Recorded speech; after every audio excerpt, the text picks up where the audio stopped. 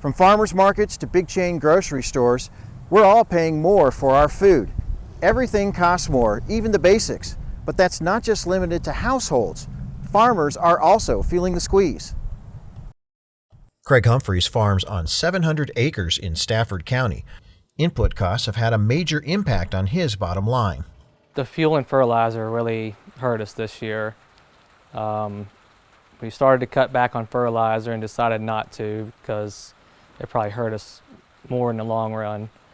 And fuel price, our fuel has more than doubled, so that's been tough. Just like farmers, consumers are seeing their costs jump. The U.S. Department of Agriculture predicts grocery store food prices are expected to rise between 11 and 12% this year over the last. 6 food categories account for most of that, with egg prices expected to rise between 26.5 and 27.5% for this year. One of the big issues is for eggs and poultry is highly pathogenic avian influenza, which is taking a hit on supplies here in the U.S. Another supply issue is that we've had drought across the country. That's led a lot of cattlemen to send their cows to slaughter, and those cows aren't having offspring. And now we're entering a phase of that where we've gone from beef being cheap because there's so many animals going to slaughter to beef being expensive because there aren't any animals left. Well, there's some left, obviously, but there are fewer animals left. HOBEY Bond represents Virginia poultry growers who are feeling the effects of higher costs as they try to meet demand. The poultry industry certainly has not been immune to the record inflation that we've seen across the economy.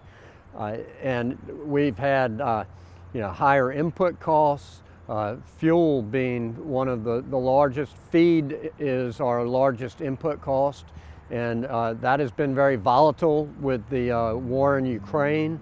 Labor costs, labor scarcity, packaging costs, you name it, across the board, costs are up. Tammy Brawley of Richmond is a personal chef with many clients in Central Virginia. She also hosts the Heart of the Home cooking segments here on Rural Virginia. With her livelihood directly tied to food costs, she's had to make a number of changes to the way she does business. I have become very much more conscious of making my dollar go further, so to speak. When I buy a product, I want to make sure I use all of that product and don't waste any of it. When I deliver to my clients, I try to deliver on the certain areas on the same day. For instance, the West End might be Mondays and South Side would be Tuesdays. So yes, it's affected me quite a bit. Another factor for higher prices in the U.S. is the tight labor market. In this environment, workers can demand higher wages, which in turn drives up the cost for businesses to produce their goods and services. International conflicts are also having an effect, particularly on the fertilizers farmers need to cultivate their crops. Pretty much everything has gone up, especially like Roundup. That's outrageous. A lot of the chemicals have gone up. Pretty much everything we buy has gone up, some higher than others. And there's so many things going on. We're living in a chaotic world. We have a war in Ukraine, which has cut off a lot of fertilizer supplies. It's cut off natural gas supplies to Europe, and the Europeans have stopped making as much nitrogen fertilizer as they were before, so they're just buying it from other places, and that's tightening up the market around the world. Belarus is one of the largest potash producers in the world, and we're not buying from them, so that's tightening up that market. That's a big problem. And of course, again, the fuel is more expensive, partly because of the disruption of supplies from Russia, but also because the economy recovery since COVID has led to big demand for all kinds of stuff. The big question everyone wants an answer to is, when will inflation start to come down? While no one has a crystal ball, Morgan Stanley Research recently issued a report predicting food prices could begin to decline next year. They reason that farmers will have higher crop inventories, which will drive down prices.